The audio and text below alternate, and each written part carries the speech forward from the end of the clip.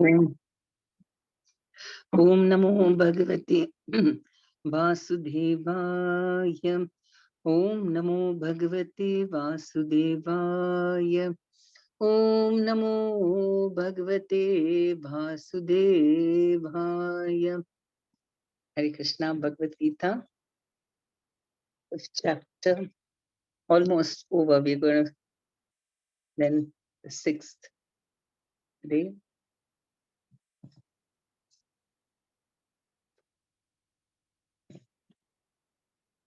22 to 29, yes.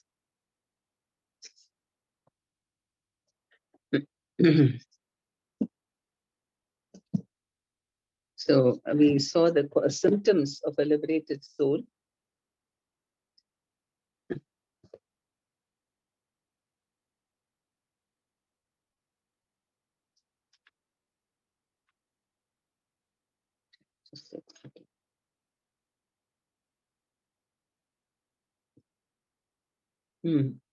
So a Krishna conscious person enjoys unlimited pleasure within by fixing his consciousness on Krishna. And so then automatically he starts working for the welfare of all beings. He soon achieves liberation. So that is what we're seeing. Such a liberated person is not Om Jnanatimirandasya Jnananjanashalakya Chakshurunmilitamena Tasmai Sri Gurave Namaha. Namam Vishnupadaya Krishna Pristaya Bhutale Shrimate Jayapataka Swaminati Namni Nama Acharya Padaya Nitaya Krupapadaya Gauragatha Dhamdaya Nakrigram Tarni Namam Vishnupadaya Krishna Pristaya Bhutale Shrimate Bhaktivedanta Swaminati Namni Namaste Saraswati Devi Gauravani Pracharne Nirvisesh Sunyavadi Paschat Deshtarne Jai Sri Krishna Chaitanya Prabhu Nityananda Shatvaita Gita Gaur Bhakta Vrinda. Hare Krishna, Krishna Krishna, Hare Hare, Hare Ram, Ram Ram, Hare Hare. Okay. Because he's enjoying the pleasure from within. He's not attracted to material sense pleasure, but is always in a trance, enjoying the pleasure within. So pleasure is there. What kind of pleasure is the thing? In this way, the self-realized person enjoys unlimited happiness for his concentrates on the Supreme. Even in material life, people want to fall in love, right? And then when they are thinking of the person they love, they feel very happy and they think this is the best pleasure, great pleasure to be in love. And the same thing when we are in love with Krishna, so that is many unlimited times more happiness. And everybody wants that taste, the taste of love to just ordinary things, getting pleasure from ordinary day-to-day activities or some external things. It doesn't fully satisfy. Then text 22. Ye hi samsparsha jha bhogha. So 22 to 29, we saw tolerating the 6 urges. No, now we're going to do 22. We are starting with 22 today, 22 to 29. So how to tolerate the 6 urges? Happiness is within, working for welfare of all. Ashtanga yogis also achieve this, and the formula for peace. So these are the things we're going to do. Thank you. Can you go to the next slide, please? Text 22. Ye hi samsparsha jhabhoga dukkha yonaya evate adhyanta antavanta kaunteya nate shuramate buddha. An intelligent person does not take part in the sources of misery which are due to contact with the material senses. O son of Kunti, such pleasures have a beginning and an end, and so the wise man does not delight in them. So material sense pleasures are due to the contact of the material senses, which are all temporary because the body itself is temporary. A liberated soul is not interested in anything which is temporary, knowing well the joys of transcendental pleasures. How can a liberated soul agree to enjoy false pleasure? It's like, when you're children and your consciousness is not well developed, you just like small things can make us very happy. And so small children, you just give them some lollipops, some things like that, toys, and then that's it. They're extremely happy. But when they grew up, because they become more mature, then they want more permanent things, something more which can satisfy all their intellect, higher the mind and so on. So in the same way, yeah, one who is not very intelligent in Krishna consciousness is satisfied with just sense pleasures, which are so temporary. And okay, understand understanding that material pleasures are temporary and sources of misery. Not only that, not only are they temporary, they are also sources of misery. Why is that? Because they just make you addicted to it, attached to it, and then it's like, a carrot and stick. You get the carrot and you go after it, and then you get a stick. You won't get it. Then you have to struggle. So this way, we are completely get enmeshed in it, and that's why it's a source of misery. It sounds very promising, so you run after it, and then you see that you have to work so hard to get it. And then when you lose it, you feel miserable. So that's why it's sources of misery.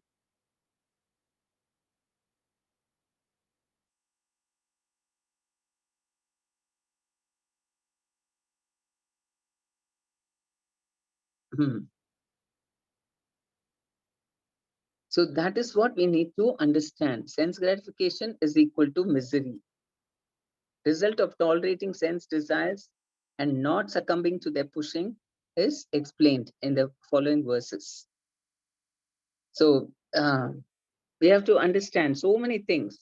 If we are attached to these temporary sense gratifications, not only that, from the point of view of health, food, which we become addicted to, too much of anything is bad. Even in the sense, there is a saying that even Amrit, which is nectar, becomes poison if you have too much of it. So, but the senses, when they become addicted, they can't control.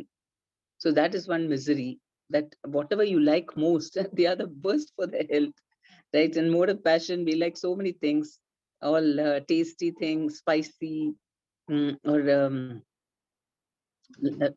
um, sweet and uh, fatty things and fast foods.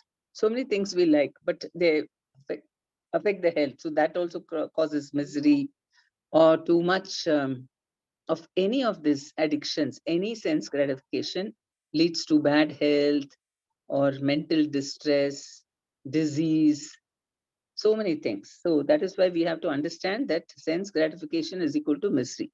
Control sense gratification, yukta, that is what Krishna doesn't say completely negate it, have it along with sense control.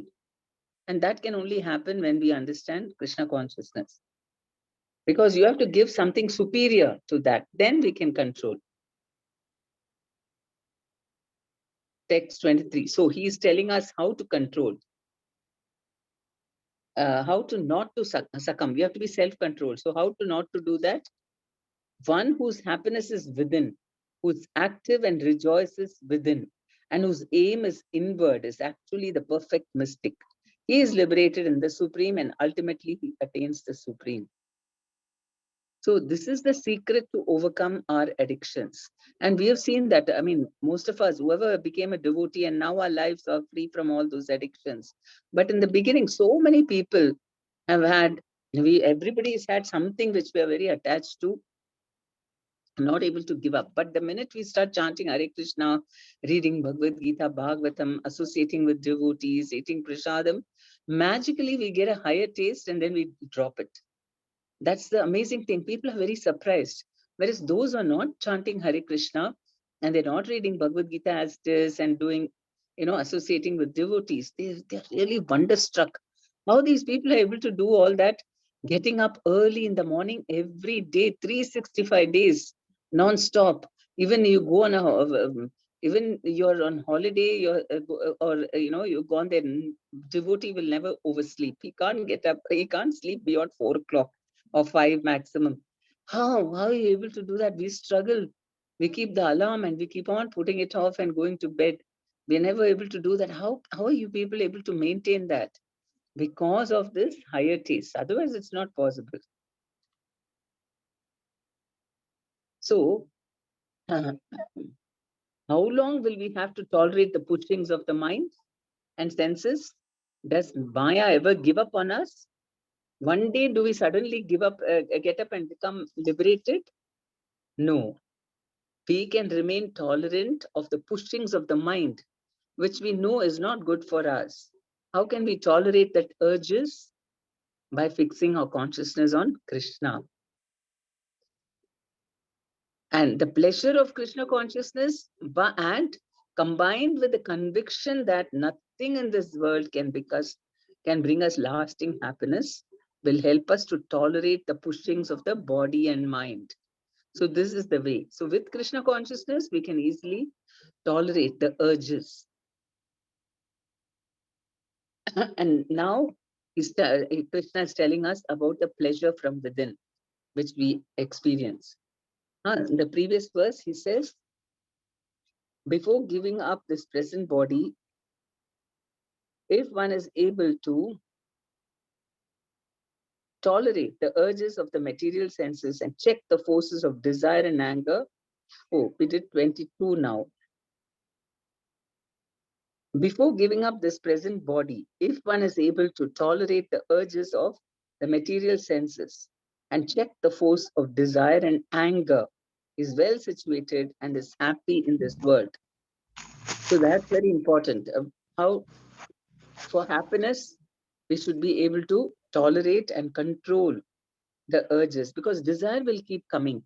Because as long as we have this material body and material mind, something or the other will keep coming, because the mind is full of, the subconscious mind is, what do you call, data. It's got complete this thing, video recording of all our previous lives. Something or the other will keep coming, and of this life also. But if we can tolerate it and check the force of desire and anger, then we are well situated and happy in this world. And that Mataji, is, yeah, yes. I don't know it is correct or not, but I have listened. If we have single desire left, if Mm. then we won't be promoted, we won't be liberated. Yeah. So you say ignore the desire. So isn't it contradictory? No, if you get a higher taste, the desire which is giving you higher pleasure, then we can give up the lower pleasure. Only then we can. Otherwise, yes, we have to take another birth and try to enjoy that. We have to work for it. You have to earn it. Nothing comes free in this material world. You have to earn whatever you want, happiness. But if you get a higher taste, then you can drop it. Okay. Okay. So what is the pleasure that you get in spiritual realization is described here. One whose happiness is within, who's active and rejoices within, and whose aim is inward, is actually the perfect mystic. He is liberated in the supreme, and ultimately he attains the supreme. So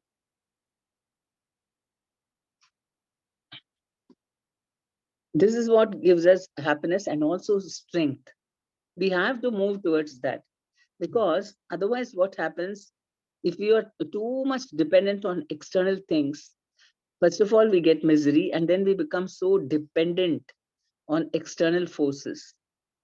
And when we are in distress, then we won't have, sometimes it happens that we'll feel very weak and let down when if we are always dependent on others, because they can't be there all the time, or everyone, then you become very weak actually, and controlled and desperate. But the power comes when you are depending on your inner, this thing, happiness. Then you get strength and you become, then you're able to face everything. You're calm, your intelligence is functioning, and you get happiness from within. So you're not disturbed by all these extremes of happiness and distress. So Prabhupada is saying, unless one is able to relish happiness from within, how can one retire from the external engagements meant for deriving superficial happiness? That is why Krishna says, don't prematurely retire. Don't either even retirement or sannyas. He says don't prematurely retire, because unless you get a higher happiness, you will not be able to renounce this. So we must get a higher taste, and that's very urgent. We have to hear, chant, and have good association. Otherwise, we'll be unable to tolerate the urges of the senses over time. After some time, what happens? It'll become boring. If you're not associating, if you're not chanting, just thinking that, oh, spiritual life, I should become spiritually advanced, and you do some meditation and so on. After some time, it gets boring. And so then, you will seek material sense pleasures. So that is why this a constant process should be there. We have not yet come to this part, tolerating the six urges. Okay. Well situated and happy. Which verse is that? Hare Krishna. Mataji, 6 urges in 23rd shloka. Purport. Which one? 23rd shloka, purport, Mataji. There are forces of talk, forces of anger. Yes, yes. Okay. Not 23rd, 22nd, right? No, 23rd, is it? No. 23rd, Mataji. 23rd. Okay. If one wants to make steady progress on the path of self-realization, he must try to control the forces of material senses. There are the forces of talk, forces of anger, forces of mind, forces of the stomach, forces of the genitals, and forces of the tongue. One who's able to control the forces of all these different senses and the mind is called Goswami or Swami. Definition of Swami is very clear. One who can control these six sense and mind is called a Goswami. Material desires, when unsatiated, generate anger, and thus the mind, eyes, and chest become agitated. Therefore, one must practice to control them before one gives up this material body. One who can do this is understood to be self-realized and is thus happy in the state of self-realization. It is the duty of the transcendentalist to try strenuously to control desire and anger. So that is how you check desire and anger, by controlling these six forces of talk.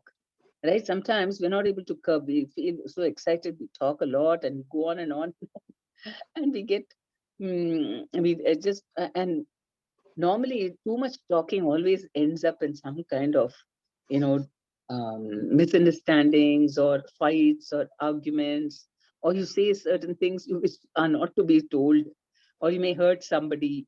And most importantly, what happens is it um, makes you your mind also disturbed, because you're just talking and talking. Like Prabhupada said, that you're croaking like a frog and inviting the snake to eat you up. You become addicted to talking, that also. And if it's not about Krishna, then what happens is it will agitate the mind. If it's about Krishna, that's another thing, because you can go on talking about Krishna and that will not tire you, and that will not make your senses agitated. But if you're talking of some mundane topics, after some time, what will happen is, first of all, it will you will feel very tired. Apart from that, there are so many other things, unnecessary things we may talk and then regret about it. You may cause harm. You may say something which will hurt others, or it may provoke people. So many things. So first of all, forces of talk, forces of anger. So when you're angry, anger is because of not fulfilling some desire of yours. So at that time, if we are situated in spiritual consciousness, then we will just meditate on Krishna, and that desire will not have any importance for us. We'll just forget it. Otherwise, unfulfillment of lust, any kind of lusty desire, leads to anger. So we have to control that. Forces of the mind. right? Mind is wandering here and there. Sometimes we're not able to concentrate at all or even listen to people. Why? Because the mind is just racing up and down, not allowing us to be peaceful and concentrate and feel happy. First of all, peace is very much required. So forces of the mind, or it's giving us all negative thoughts, or it's telling us all imaginary things, which is not even true. Many times, what we think is true, which our mind is telling, may be completely a figment of our imagination. And we trust the mind so much that we make a lot of mistakes. So that's what we have to control the mind so that we don't allow the mind to control us. Then forces of the stomach, that means you want to overeat, right?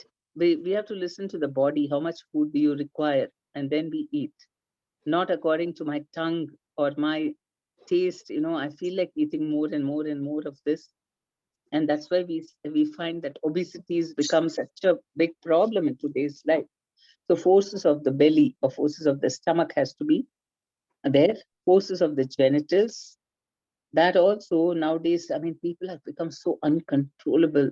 They can't control themselves. They do all kinds of nonsense. And so much, to such an extent that such brutal things they do. So that is one. And forces of the tongue. And then they end up being behind the prison also. And forces of the tongue, because if the tongue desires a lot of things, it'll overeat, and even things which are not good for the health, good for the mind, good for the spirit.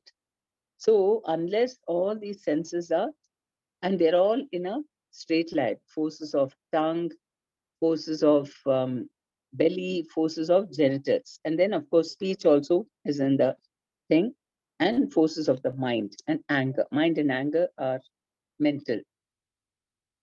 So one who's able to, Mataji, I yeah, have one question. Uh, I read while listening Chaitanya Mahaprabhu class that Mahaprabhu used to eat till the neck and the sweets. So, but he was Mahaprabhu, na? So he was allowed to eat, or it is under control. see, Chaitanya Mahaprabhu, actually, he wanted to set an example for everyone by eating very less as a sannyasi. Okay, he was just lying down on the floor. Imagine, just one leaf. He used to lie down like that, and he didn't want to eat. But the devotees knew that he is Supreme Personality of Godhead, and they couldn't tolerate. Why should God lead such a life? Whatever, it is for us who are conditioned and who are attached to material sense gratification that we have to undergo austerities. But why should the Supreme Personality of Godhead is Sachidananda Vigraha? Why he should undergo all these? So devotees could not tolerate it, and so they used to feed him. And so he accepted it because he's actually the Supreme Personality of Godhead. And why should God undergo any such tapasyas? Isn't it?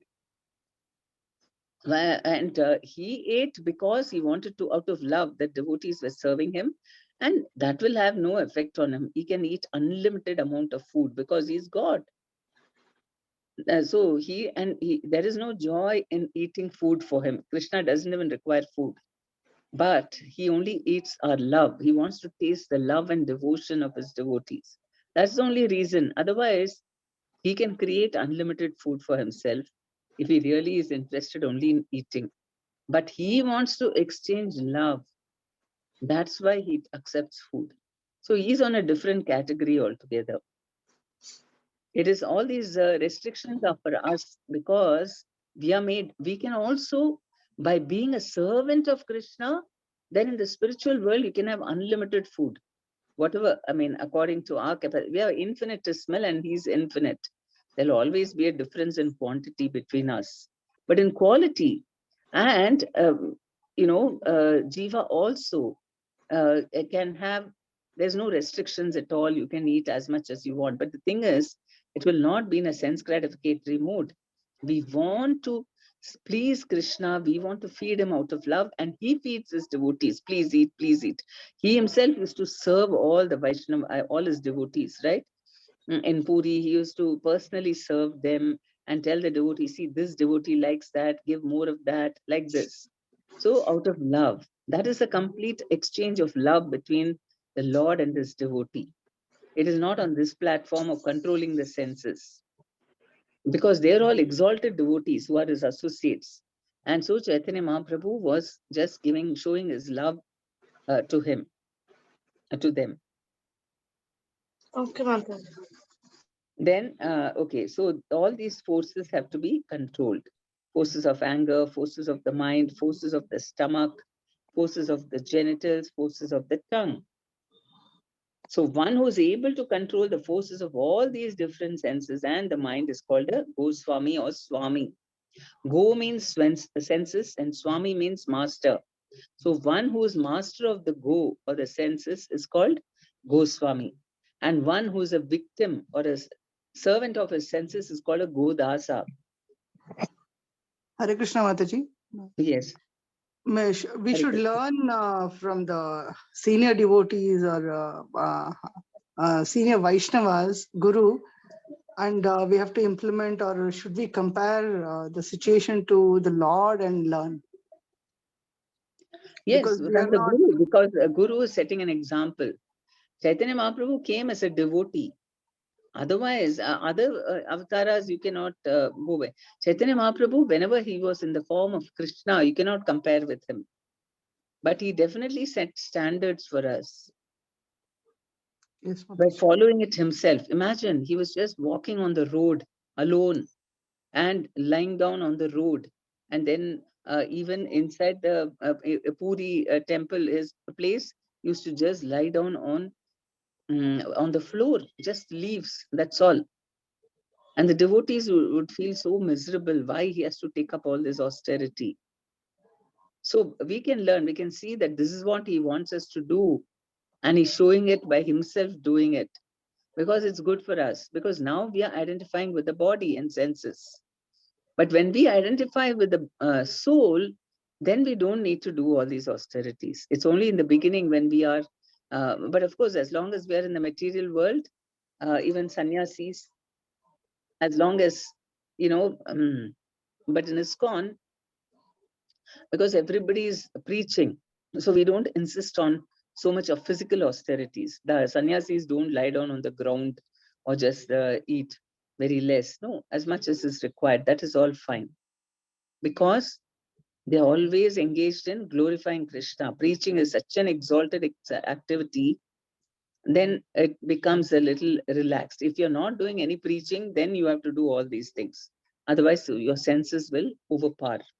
Preaching gives so much happiness from within that easily you can overcome all these senses. That is why for preachers, once they're fixed in preaching, then not so many austerities are required. If only somebody is not preaching at all, he has to do all this. Otherwise, his senses will overtake him. Yeah, did I say? I mean, is this what? Yes, Mataji, thank you. Okay. Then text 24. One whose happiness is within, who's active and rejoices within, and whose aim is inward is actually the perfect mystic, is liberated in the supreme and ultimately attains the supreme. So that is what is the mysterious thing, mystical thing. What is this happiness from within? Right? So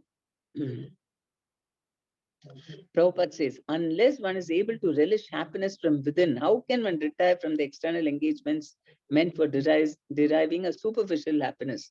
That means happiness within is much more than happiness outside. That is why you're able to give it up. So one who is so connecting with Krishna, the Paramatma, that is what is the source of greatest happiness. We can also see, there's a boy who studied in IIT, and he was mentioning, I mean, he was a naughty boy in school, and he said that I was actually, I never used to pay attention to what was being taught, but if the teacher gave attention to every student and looked in the eyes and smiled and all that, then, I felt, okay, I'm getting some love. She loves me, and she or he is loving me and giving me, acknowledging me, giving me attention. So then I'm interested. Then he would listen. So you see how the soul, for the soul, the greatest happiness is love. Soul to soul, and soul to super soul is immense.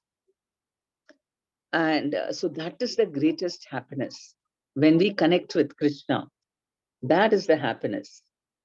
And then we don't no longer desire external material happiness. This state is called Brahma Bhuta, attaining which one is assured of going back to Godhead, back home.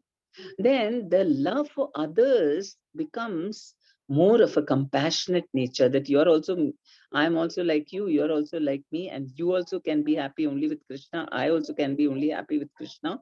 And what unites us is that we are both fans of Krishna. That's right. They have fan clubs, no? Fan clubs of film stars. And why they all come together? What is their activity? They're only glorifying the superstar, right? That keeps them all glued to each other. Fan clubs. There's no other activity. They're just glorifying the film star. That's it. So like that, when we become fans of Krishna, then we'll become so happy to come and glorify Krishna and do everything, whatever Krishna wants. And so that is called the Brahma Bhuta stage, attaining which one is assured of going back home, back to Godhead. So this is the happiness which we must get. Then we can understand, yes, I'm going back to Godhead because I'm getting happiness of the Supreme. You know, Prabhupada asked some devotees, how do you know Krishna is there for certain? So some of them said, Prabhupada, because you said. So that is indirect. No, what is your experience? How do you know for sure? Because scriptures are saying, no, that is also not your experience. So then one devotee said, whenever we do Sankirtan, we feel so happy. He said, yes, that happiness is your experience of Krishna. Sachid Ananda Vigraha Krishna. If we are close to Krishna, first thing we'll experience is happiness. So that happiness, he's liberated in the one whose happiness is within, because Krishna is within us, who's active and rejoices. How can you be active within? You're communicating with Krishna, you're meditating on him, and rejoices within, and whose aim is inward. What is the aim? To satisfy Krishna. Otherwise, we cannot be peaceful. See, the conscience, people say, no, if my conscience is not clear, I can't be at peace. And who's that conscience? Krishna. He will not he'll keep saying, what did you do? This is not correct. This is not correct. And then we become very disturbed because, oh, I listen to my mind and I'm just doing all nonsense. So we can be at peace only when Paramatma is happy with us. Then text 25. Those who are beyond the dualities that arise from doubts, whose minds are engaged within, who are always busy working for the welfare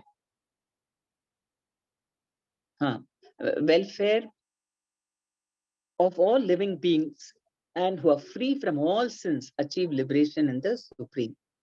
So first thing is, those who are beyond the dualities that arise from doubts. What is the duality of this material world? Dualities of this material world are heat and cold, and then pain and pleasure. So again, we are just, happiness and sorrow, material happiness and sorrow, material sorrow. These are the things we're trying to transcend and get one higher happiness from within. So when we go beyond that, whose minds are engaged within, who are always, so naturally, then the reason for our being in this world becomes different. We are not thinking only of our sense gratification. We are thinking about our real self-interest, which is to get unlimited pleasure from within, from Krishna. And then we don't want anything from this material world. Then what do? We help other people. That is the reason why Krishna is there. All the devatas, all his, the entire network, so many avatars are here, Vishnu, expansions. What are they all doing, devatas? What are they doing here? Okay, some devatas want to enjoy in this material world, but the incarnations of Lord, why do they come here? Or pure devotees of the Lord, why do they come here? Because they don't have any interest over here. They want to help others. So if we are getting a higher pleasure, Then when we see people struggling for something, temporary, then we must work for the welfare of all living beings, and who are free from all sins achieve liberation in the Supreme. You can't be sinful also and get Krishna. So we have to, that has to go away. Even though Krishna is so kind and he accepts even sinners, that's okay. You come to me and then you'll become sinless. So that way.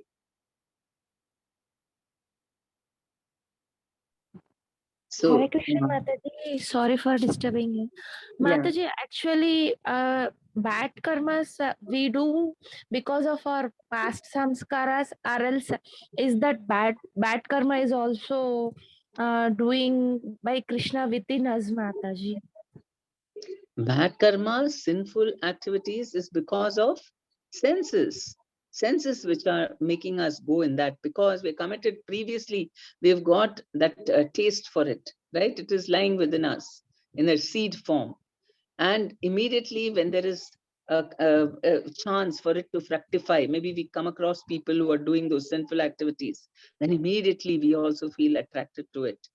That's why it's due to association, that whatever seeds of sinful desires we have, they start sprouting up. Mataji, but actually we devotees, whatever is done and did, we feel it's because of Krishna mercy, right? If it is done good, then is that credits goes to Krishna? If whatever is happened bad, is it because of us? What logic works here, Mataji?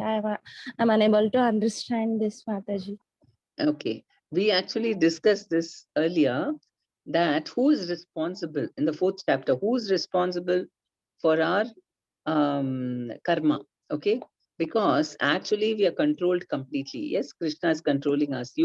And Krishna will elevate us to spiritual consciousness, and Maya will make us fall down. So they are only controlling our mind and everything, senses. Then how am I responsible? You are responsible because you chose, you've got a choice. The only choice and independence you have is you either choose Krishna or you choose Maya. If you choose Maya, then you are responsible. Maya makes you do that because you chose her. That she's the servant of Krishna, and so she'll purposely confuse us and make us fall down because we chose to forget. We don't want to remember Krishna, so Maya helps us to forget Krishna. And when you forget Krishna, you do all nonsense. But if we want to remember Krishna and we choose Krishna, then Krishna elevates us. So then, of course, that's Krishna's mercy. That even though we've been such rascals, we don't deserve it. We have defied him for how many millions of trillions of unlimited births we've been away from him. And yet, just once we surrender and ask Krishna, yeah, now I'll come back to you, he's ready to forgive everything and again take us back. So that certainly is mercy, isn't it? Yes, Mataji. Yes. Okay. Oh, Okay, I got it. Thank you, Mataji. Mataji, you said if we want to serve Krishna, Krishna will open the doors. Yes. So, and once you said we have desires, past karmas, and all those things in the form of the seed. So, does that means if we start serving Krishna, those desires or lust would convert into will dovetail with Krishna desires? Yes, definitely. When you do devotional service, all those seeds of sinful desires are all destroyed completely. It will not revive again. Okay. Okay. So then Hare text Krishna 26, Mataji. Hare Krishna. Mataji, the translation just now says that dualities that arises from doubts. So doubts means what is it, Mataji? Dualities, the examples were cold and hot, Huh. winter, Doubts about summer. Krishna. What do we have mainly doubts about spiritual life? Is really Krishna there? Is spiritual world really there? Am I really a soul? Am I really going to be after my death? Am I really going to be there? People have these doubts, right? They're confused about. So then you identify with your body. Because of the attachment to the body seems more real.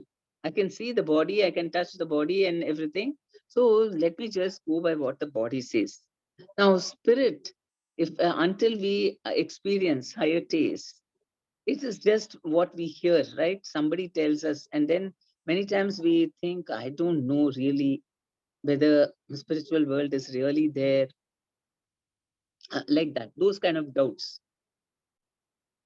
Whether Okay, God Mataji. is really Krishna or whether he really will uplift me, these kind of doubts. Okay, Mataji. Hare Krishna. Then, okay, text 26. Kama krodha vimuktanam yatinam yatachetasam abhito brahma nirvanam vartate viditatmanam.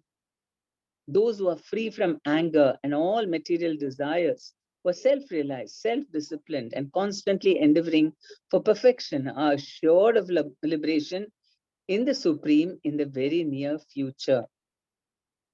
So we don't have to feel dispirited or think, oh, is it going to take a long time?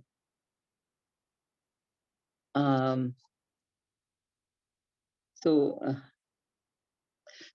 because Krishna doesn't want us to become discouraged, achieving liberation is too difficult. All material, get a higher taste and forget about all this, and it seems like too far-fetched.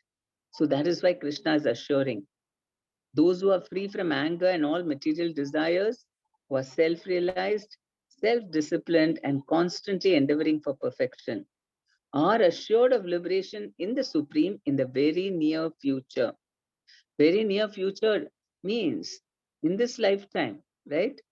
You can achieve that.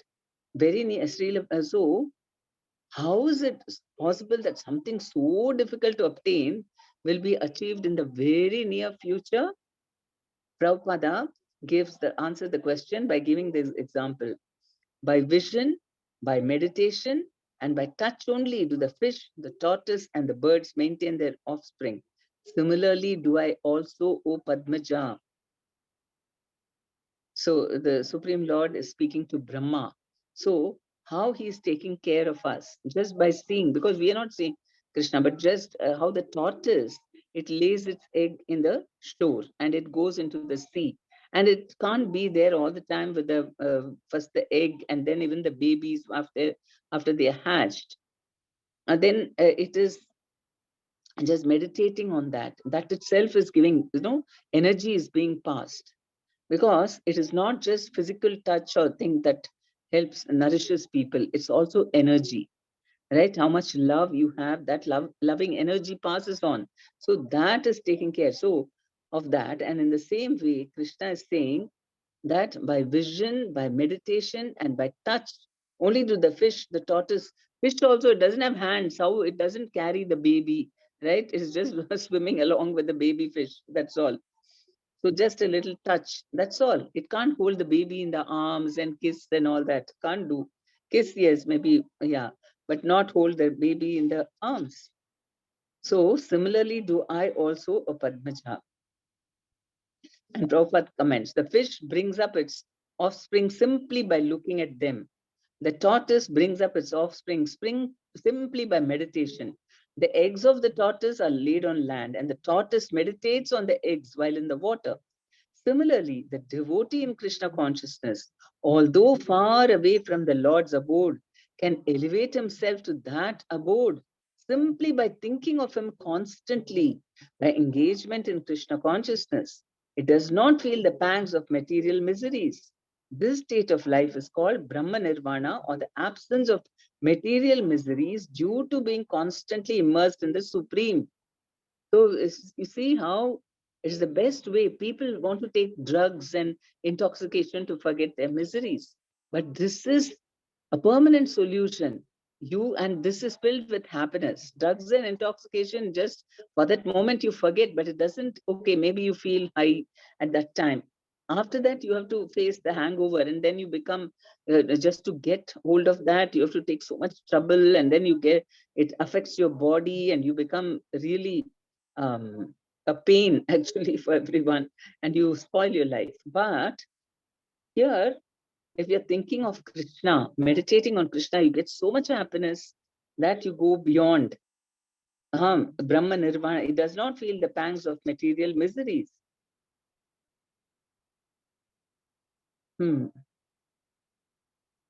So, but so those who are really sincerely endeavoring, then what happens? The perfection is readily available because Paramatma is concerned about those who act in this fashion. By sincerely fixing their minds on the Lord, they evoke His mercy. So actually, what we are able to do, nothing much. We can just try to meditate on the Lord sincerely, trying to overcome so many problems, and then we'll get the mercy of Krishna. Oh, this devotee is very sincere, is trying so hard, let me help him.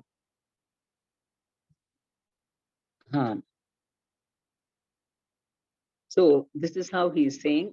So all these verses he saw how to achieve liberation through getting a higher taste by concentrating on the Paramatma, by meditating on him, from focusing all your things within, and that gives you great strength.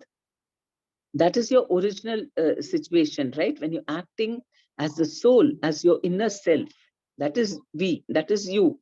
When you act like that, then you become very strong. Then for that you have to drop all these other things, lower things automatically. If you concentrate on the Supreme, try to serve him, chant his names, you're really persevering, then Krishna helps, and by his mercy we can progress. He reveals himself more and more, and then we get happiness. Now this is through the bhakti yoga process. Now Krishna is also, in the next two verses, he talks about Ashtanga yoga process. 27 and 28, shutting out all external sense objects, eyes, eyes and vision concentrated between the two eyebrows, suspending the inward and outward breaths within the nostrils, and thus controlling the mind, senses, and intelligence. The transcendentalist, aiming at liberation, becomes free from desire, fear, and anger. One who's always in this state is certainly liberated. So here he was talking about karma yoga and bhakti yoga, by which you can connect with the Paramatma. Now this is also possible through this yoga process, Ashtanga yoga. So we have Ashtanga, which is yama, niyama, asana, pranayama, pratyahara, dharana, dhyana, and samadhi. So this process it's more tedious. You have to physically control the senses and physically meaning you have to use your own endeavor. Here the other process, karma yoga and bhakti yoga, is you are serving Krishna, you're connecting with him, you're getting a higher pleasure, and so you can easily control the external things. But here we are not getting any higher pleasure. We are forcibly controlling the senses, going away from everything, sitting in the forest so that we are not agitated, we are not attracted by anything material, and then using all these, controlling the senses by doing breathing, asanas, all these things. Then senses become slowly under control, mind becomes controlled, then gradually only we get inner pleasure. As we progress, once the mind is controlled, then you also reach Paramatma.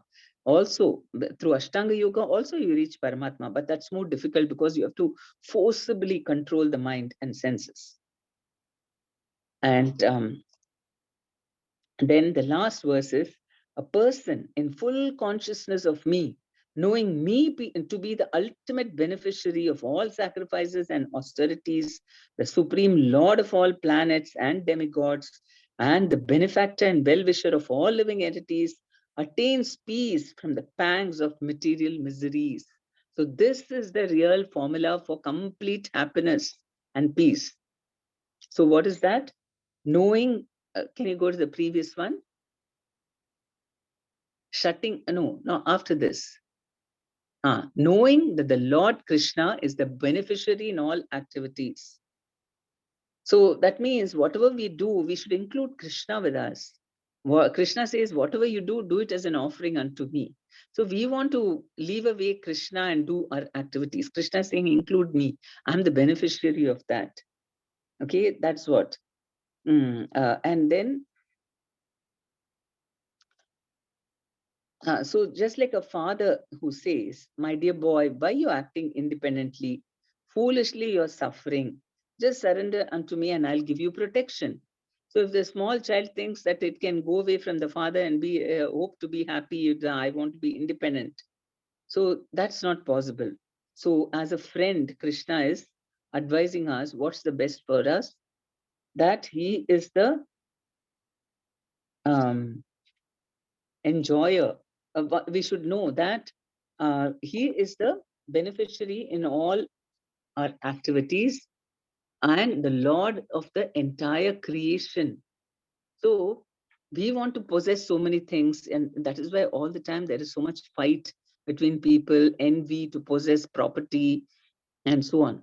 But once you understand Krishna is the owner of everything, you won't be so much agitated. You will be satisfied with whatever comes by Krishna's mercy. That's what in the Isopanishad it said. Isha vasyam idam sarvam jagat yatkincha jagat tena tena tena bhunjita ma gridat kasya dhanam. So the whole Isha vasyam, everything belongs to the Lord. And whatever, so we are very happy with whatever Krishna gives us as our quota. And we know all the other things who it belongs to. It belongs to Krishna. He can decide how much to give whom, and we are satisfied. Okay, Krishna has given me this, I'm happy with it. This was our Vedic culture. And that's why in India, we are always open, we always welcomed all outsiders also to come, because we never thought this belongs to us only. We kick out everyone, don't come, this is my land, this is my property. That was not the feeling at all.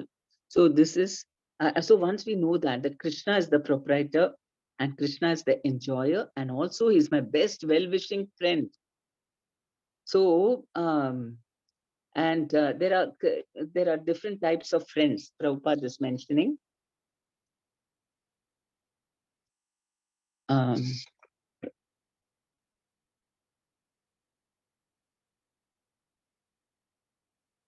So Prabhupada is saying, this is the sense of Krishna consciousness. Lord Krishna is the supreme predominator, and all living entities, including the great demigods, are his subordinates. One can attain peace, perfect peace, only in complete Krishna consciousness. So that one person who is perfect is controlling everyone. So I can completely put my faith and trust in him and not feel competitive with him. I can never be like him. He is the enjoyer, and I am a secondary enjoyer. By participating in his enjoyment, I also enjoy. But without him, I can never be the enjoyer. Then we are happy. I'll only work for Krishna's enjoyment. Enjoyment will automatically come. Happiness will automatically come. This is the only way we can be happy. If we are meditating on our happiness, we are full of anxieties. Will it happen? Won't it happen? Or maybe somebody is enjoying more than me, then also we become stressed. But I have one serious question. yes. You emphasized that how Krishna conscious is so important. Mm-hmm. So, uh, means how to balance material and spiritual life, because we are not so elevated that we leave material life. But So we where leave our all job. along Krishna is saying, don't leave material life. He's not asking Arjuna to leave. In fact, he's saying live. Arjuna wants to leave. Krishna is saying live in this material world, do your duty, be with everyone. He's not asking him to renounce. In fact, opposite is happening.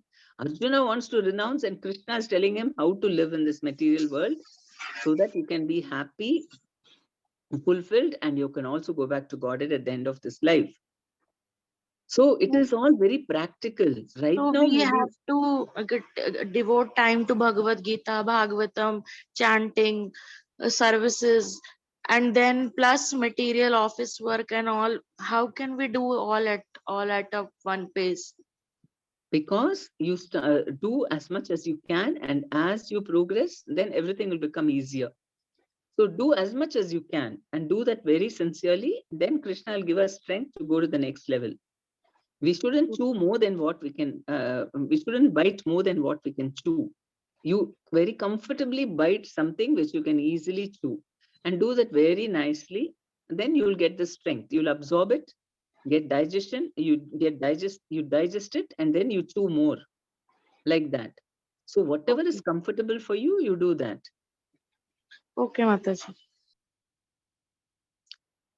Okay, so Prabhupada is saying this 5th chapter is a practical explanation of Krishna consciousness, generally known as Karma Yoga. The question of mental speculation as to how Karma Yoga can give liberation is answered herewith. To work in Krishna consciousness is to work with the complete knowledge of the Lord as the predominator. Such work is not different from transcendental knowledge. So somebody is sitting and just meditating, oh, this is transcendental knowledge, he's analyzing, reading, studying, and another person is working as a servant of Krishna, and Krishna is the controller. I'm working for him, and he's getting all knowledge from Krishna, about Krishna, because of contacting Krishna. So that is the difference. And this work is not different. I mean, this knowledge is not non-different from transcendental knowledge. That transcendental knowledge is knowledge of the super soul, and that knowledge awards liberation. So this is what Arjuna was confused between Sankhya Yoga knowledge and work. He wanted to know which one to do. And so Krishna is saying Karma Yoga is the better option. And he's saying that whatever transcendental knowledge you get through study, you can also get through just working with, in a detached way. And then you both the processes, what you get transcendental knowledge is what? Is knowledge of the super soul. And that knowledge awards liberation. So that is the 5th chapter. Yes, any questions? So by doing Karma Yoga, Shweta, your question will be answered. By gradually doing Karma Yoga, little by little, you're chanting Hare Krishna, then do a little in your work also, you think of him, you put a picture there. From time to time, in between your work, you can read a verse of Bhagavad Gita. Then you feel energized to do your work, thinking of Krishna.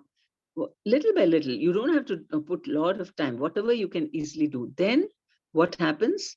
You progress. Okay.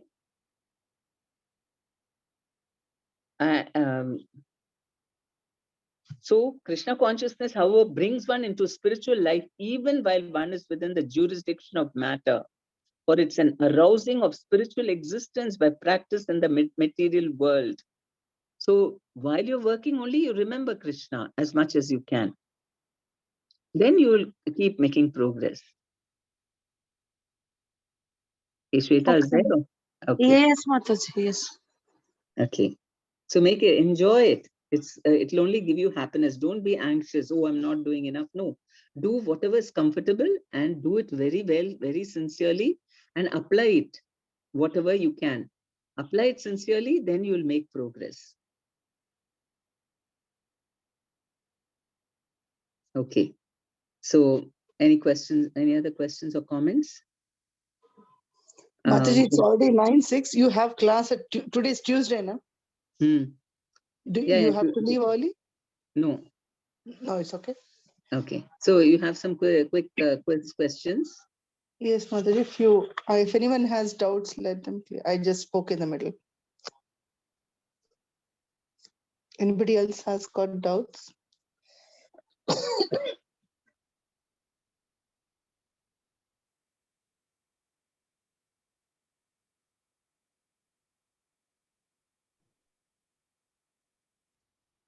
Okay.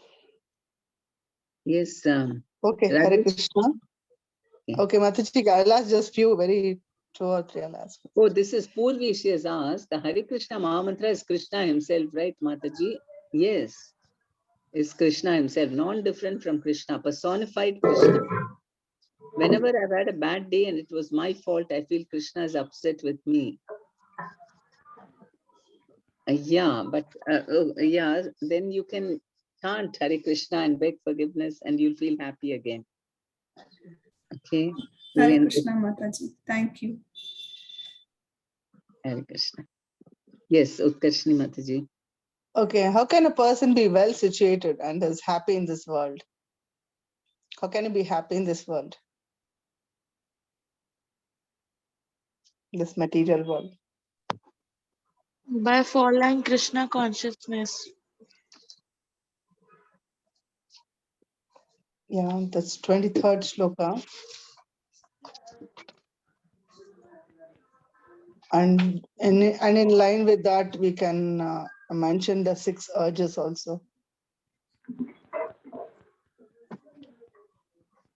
which will force Hare us. Krishna. Hare Krishna. I think with controlling 6 urges, we can arrive to happiness. Yeah. Mataji, can you mention those 6 urges?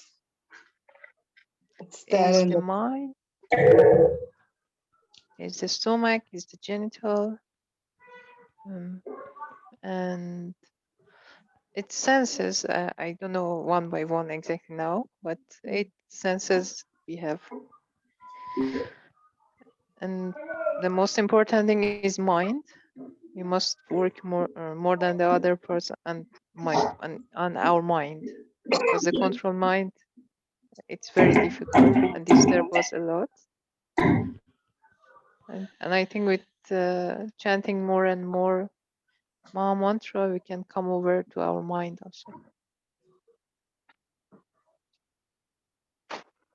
Yes. So we must practice control of the senses through chanting.